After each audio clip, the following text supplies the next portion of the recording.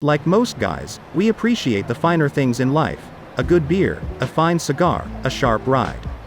But we are not without a sense of humor. Not every ride is sharp or good. These cars take the cake for horrible design, lack of reliability, and danger. Here's a look at 10 of the worst cars ever made. Number 10. Merkur XR4 Ti. Sold in the US for a scant 4 years, the Merkur was essentially an American-spec European Ford Scorpio. The original two-level wing was actually viewed as a positive by the automotive press. The curious XR4T actually made the Car and Driver Best list in 1986. But Ford couldn't leave well enough alone, and they replaced the two-level spoiler with a single spoiler that actually increased its coefficient of drag. Nice work. Shortly thereafter, Car and Driver removed the soon-to-be discontinued Merkur from its 1986 list, citing lack of sales. Number 9. Ford Pinto. Where most cars are designed to protect the occupants, the Ford Pinto had other ideas. You see, due to a design failure, a rear impact could cause the fuel filler to come loose and puncture the fuel tank, oftentimes ending in the car being engulfed in flames.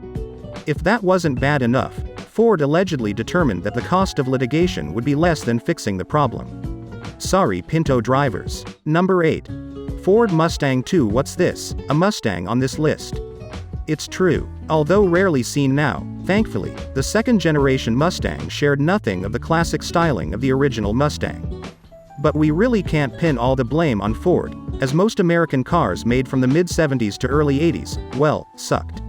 Universally ignored by Mustang enthusiasts, the Mustang II was embraced by people looking to save a few pennies at the pump. Number 7. Pontiac Aztek. What can you say about this travesty of an automobile? Sure, Walter White drove one for a spell on Breaking Bad, but even then it was a symbol of mediocrity and desperation. But don't just take our word for it. Take a look at any list of worst cars ever and the Aztek will likely be sitting at the number 1 spot. Number 6. Davis Divan. Made and designed in California, the three-wheeled Davis Divan was made from 1947 to 1949.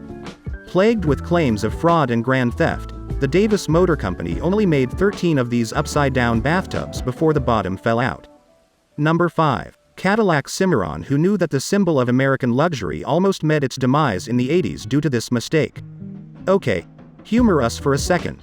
Take your hand and cover the grill and what do you have? A Chevy Cavalier, right? We will just assume the marketing genius that decided to slap the Cadillac name on a Cavalier has moved on and can do no further damage to the auto industry. Number 4. Saturn Ion. The Ion is another resident on most lists of worst cars. Despite a solid start as America's answer to offerings from Honda and Toyota, Saturn was in need of some refreshing.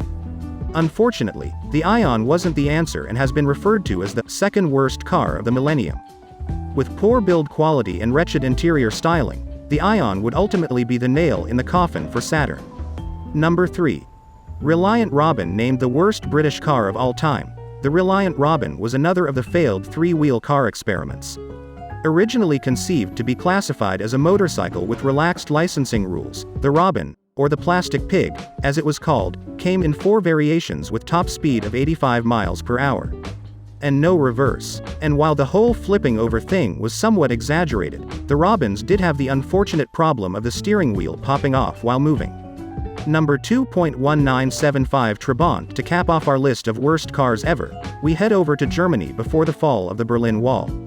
That's right, to communist East Germany. Dubbed the People's Car, the Trabant was supposed to be an alternative to the VW Beetle. Manufacturing and design, however, were a serious afterthought. At higher speeds, body panels were prone to falling off, but since the Trabant was equipped with an 18-horsepower motor, high speeds weren't really an issue anyway. Oil consumption on the 2-stroke motor, well, that was another issue. And safety standards? Well, they just weren't there. No turn signals, people. Brake lights? Nope, no need for them either. Das Catastrophe. Number 1. Okay, let's be honest. No one expected much from the Yugo GV. Making its way to the US via communist-led Yugoslavia, the GV was designed to be an affordable car for everyone. Thankfully, everyone didn't buy it though, as engines were prone to failure as were electrical systems. And if you did make the unlucky decision to pony up for this sort of VW Golf, you had to pay extra for some carpeting under your feet. Wheel pass.